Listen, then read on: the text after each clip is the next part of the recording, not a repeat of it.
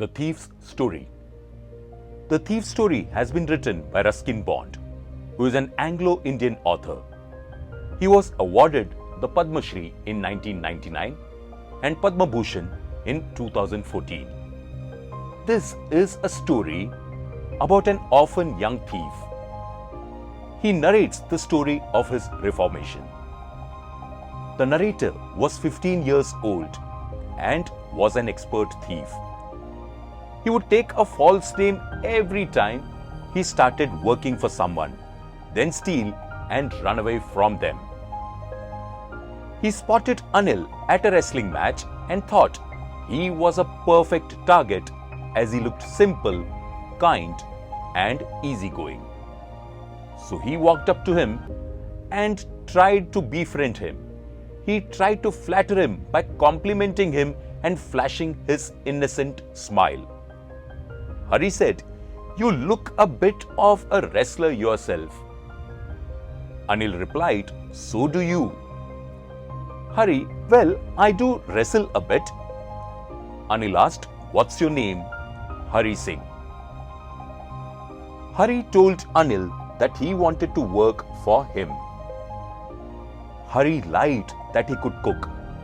When Anil said that he couldn't pay him, he agreed to work if he would get food, and Anil agreed. Anil lived in a room above the Jamna sweet shop. He gave Hari place to sleep in the balcony. That night, Hari cooked dinner. It was terrible and Anil asked Hari to leave. But Hari flashed his innocent smile and out of sympathy, Anil let him stay. Anil taught Hari how to cook. Anil also taught him to write his name and promised to teach him to write whole sentences and to add numbers. Hari thought, if I learn to write and add numbers, I could earn more money. It was easy working for Anil. Hari would make tea in the morning. Then he would go to the market to shop for daily essentials. He would steal a rupee a day from the money Anil gave for shopping. Hari learned that Anil was a writer for some magazine and his income was not regular. Sometimes he had to borrow money and was worried about his next paycheck. But when he earned well, he was not careful in spending his money and would spend it celebrating with his friends. But when he earned well, he was not careful in spending his money and would spend it celebrating with his friends.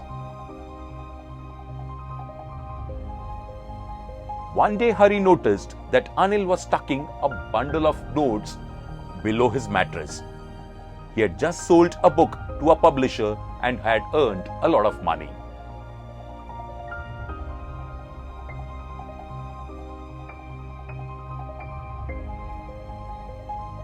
Hari saw the money and his urge to steal took over again.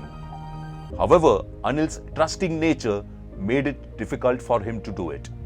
He tried to justify with himself that it was all right to steal from Anil. That night, Hari crept to Anil's bed and silently slid the bundle out and ran away.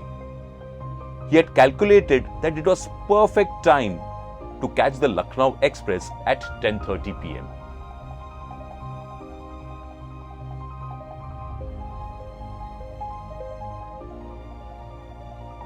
He ran with the money tied to his waist. He counted the money on his way. They were 600 rupees. He thought, with this much money, I could live like an oil-rich Arab for a week or two.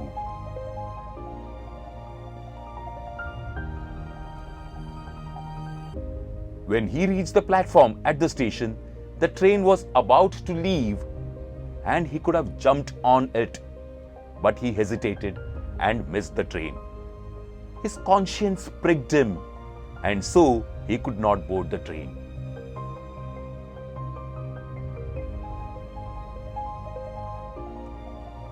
He started walking away from the station and reached a Maidan.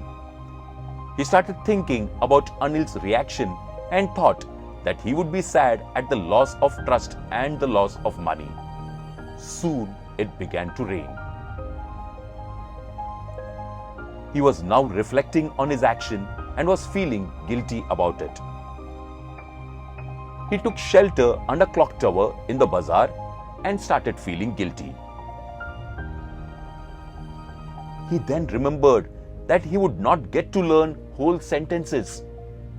Now he realized that he had missed his opportunity to lead a better life and so decided to go back to Anil.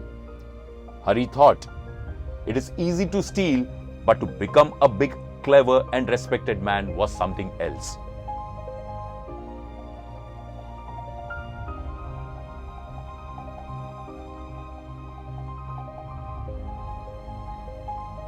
And guilt-ridden, he returned back to Anil's house and silently kept the bundle back under the mattress nervously. He then went to sleep. Next morning, when Hari woke up, Anil had already prepared tea. Hari was frightened that he had been caught, but Anil reassured him, I made some money yesterday. Now you will be paid regularly.